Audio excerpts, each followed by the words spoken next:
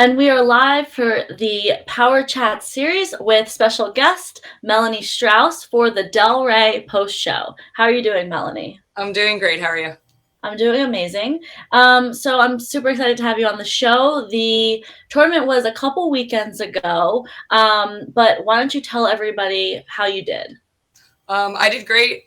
They let us go early as adults. So I did traditional forms and traditional weapons and won my divisions. So it was always a good time. So you're a Florida native. This was a Florida tournament. Tell me a little bit about how it ran. So USA Sport Karate, the state of Florida always does great. We're in the South District here, so it's always convenient for us. Hop, skip, and a jump as far as the local tournaments. It's nice because they pull from all of South Florida as well as Central and West Florida. So they always do a really great job running the state circuit here. In terms of competition, Florida is a standout state for competition and the caliber. Can you talk a little bit about the caliber of competitors across all divisions there? Absolutely. They had great competition all the way down from the little kids, the 5 and unders, all the way up to the adults. What was super cool that I noticed, there were a lot of adult competitors and colored belt adult competitors. It's always good to see the adult black belts, the teenage black belts kill it as always, but it's nice to see adult colored belts participating as well.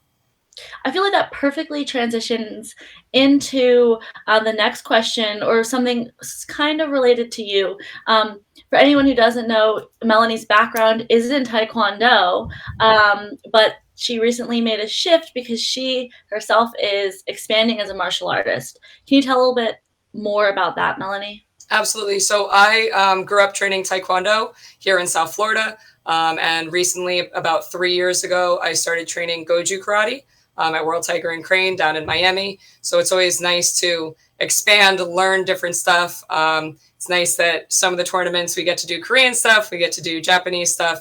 So it's always really cool to kind of change it up and learn new things.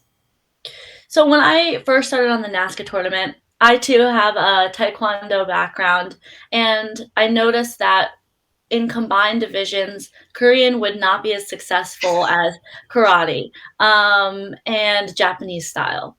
But now that women's divisions are separated, what are your thoughts on doing both Korean and Japanese, and how do you mentally prepare and physically for that switch? So I find it really interesting, and it's nice for adults that some tournaments we get to actually do both if we choose. So that's really nice. Mentally, competition is always a mental game. So competing Japanese, Korean doesn't really change that for me, but it's definitely nice for open tournaments that if you have a bunch of karate competitors to bust out some Korean Taekwondo kicks to change it up is always a nice thing to show the judges. Now, you won forms and weapons, but you're also a fighter. Tell me how you balance training at a high level for all three being what I like to call a triple threat. I hope to call myself a triple threat soon. It's always nice to be able to do all three. It's nice as an instructor to show to my students also that fortunately martial arts, you have all three of those options, and it's nice to challenge yourself and really try to excel in all three things. So that's always nice to see. It'd be nice to see more female fighters and promoters pushing that to have more female fighters out there. So they're doing a better job this year. The last few years I've found to really push the women fighting as well as much as the men. Now, you competed in the 30 plus division. I saw that in the Black Belt magazine world rankings. You were listed as #1 for the women's forms and weapons competitors. Tell me a little bit more about getting to that spot. It's been really cool. I started competing in NASCA probably a long time ago, back in the 90s when I was a kid. So to come back as an adult and really push myself at, the 30 to 39 group, we have some solid competitors on the NASCA level that we get to compete against. So it's really, really cool to travel and go to all these NASCA tournaments and see our group kind of expand and challenge each other and push each other. So you competed on NASCA in the 90s. Did you take a break at any point in the middle from then to now? Yes, I took a long break in the 2000s. I stopped training a little bit. I was teaching, going to school and doing regular life. I actually trained martial arts in Israel for a short period of time, so that was really cool. And then once I purchased my school and started running it, I have some students that really like to compete. And training at World Tiger and Crane is a lot of amazing female acts to follow as well. So it really helped push me back onto the NASCA circuit in the last 2 years. Now, what brought you to train in Israel? I was really lucky and got to train in Shotokan karate, Krav Maga, and judo in Israel. It's an amazing place to live. The training is out of control. So it was a really, really good time. And again, just another challenge to train in different things and just, build my martial arts career. Okay. So, you teach as well as a competitor. How does you as an instructor inform your competition or vice versa? As far as, what do you mean? I'm sorry. Like, so how do you bring being an instructor or being a competitor to the mat? As far as being a competitor to the mat, it's really nice, especially for my beginner students. Usually they just see me as instructor here. So anytime I can bust out a competition kata or, a weapons kata, and they're like, oh, you can do that. So it's really nice to see. And like I said, I started competing when I was a little kid. So anytime I can, pull that out of my new students or my younger students, it's really, really good to see and bring them to the state circuit that we just participated on in Delray, or even better, to get them into that NASCA competition. It really boosted not only my martial arts career, but my confidence and just me as a person as a whole. So competition is always nice, and to bring it to the mat as an instructor is a good balance. How have you seen, or can you sort of recall potentially the NASCA circuit from the 90s and how it's different in 2022? So I actually remember like vividly US Open 1995. Was it still in Disney World? Yes, and Mike Chat and just a lot of Michael Bernardo, just a lot of amazing martial artists that I remember looking up to as a little kid and being like, that's the level that I want to be at. It's interesting to see where NASCA is kind of going and has come as a traditional martial artist versus, creative and extreme. It's nice to see traditional kind of bouncing back and giving you guys a little run for your money as far as that goes. And to see it on the national level and, international level and the Olympics and stuff is really, really cool. But NASCA is definitely, was an amazing experience as a child competitor, and it's even cooler as an adult competitor and then as an adult instructor for my students. So it's a nice circuit to be on. So you're at the karate school right now. It's 9:10 at night, same time zone in Florida as it is in North Carolina. Can you tell me a little bit more about your sort of day-to-day schedule as a person and martial artist, and how martial arts plays into that?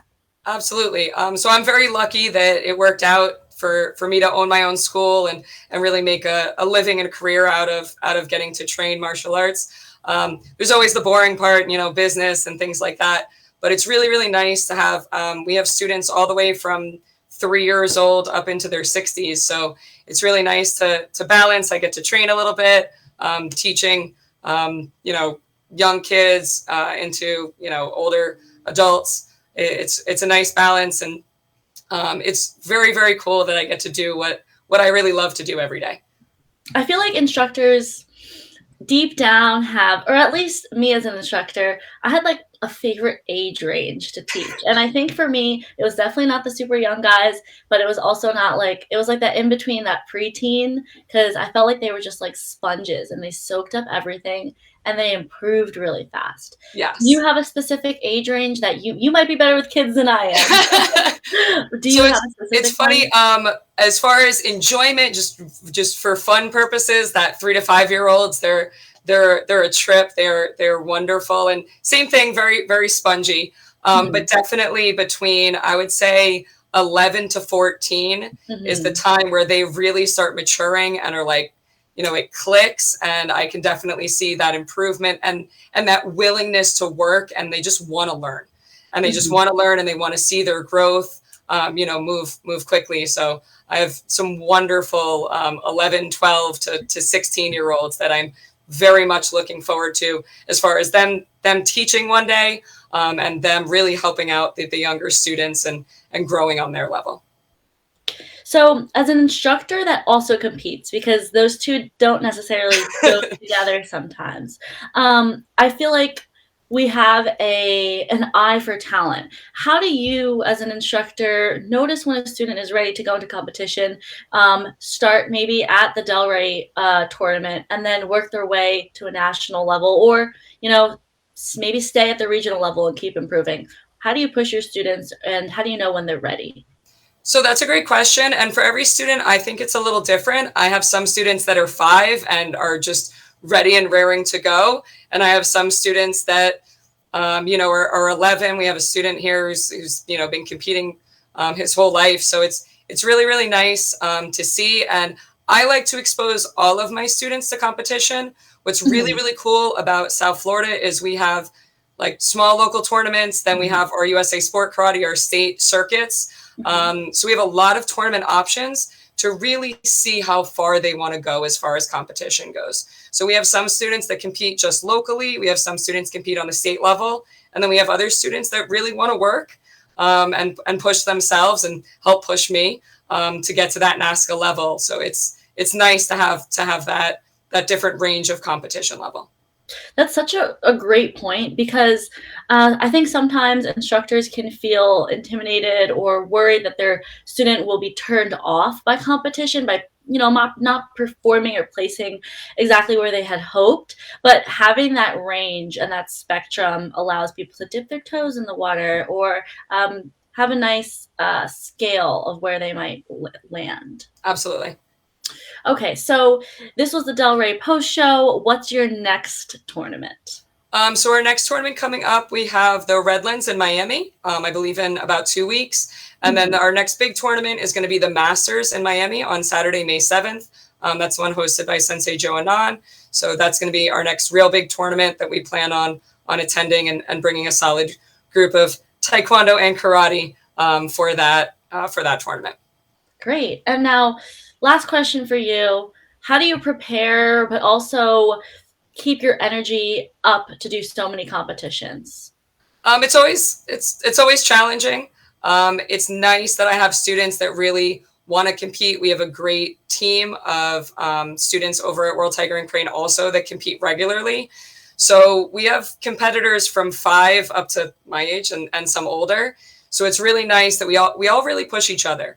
And when you see each other, get better and improve, and see that kid, lose to somebody at this tournament, but improve on it the next one, or beat that kid that they've really been pushing for. It makes me better. It pushes me as an instructor, and it really pushes me as a competitor when we have, a solid group working together. That's great. Well, it was great to have you on the show, Melanie, and congratulations on your win and your future successes. Thank you so much. It's a pleasure. I really appreciate you having me. Of course. And for everyone watching, I hope you had a nice time watching the Power Chat series with Melanie. And tomorrow I will be interviewing Philip for I will have to go check, but it's at 10 in the morning. But come back for the Power Chat series tomorrow at 10 a.m. Thank you, everyone, for watching, and have a great night. Awesome. Thank you.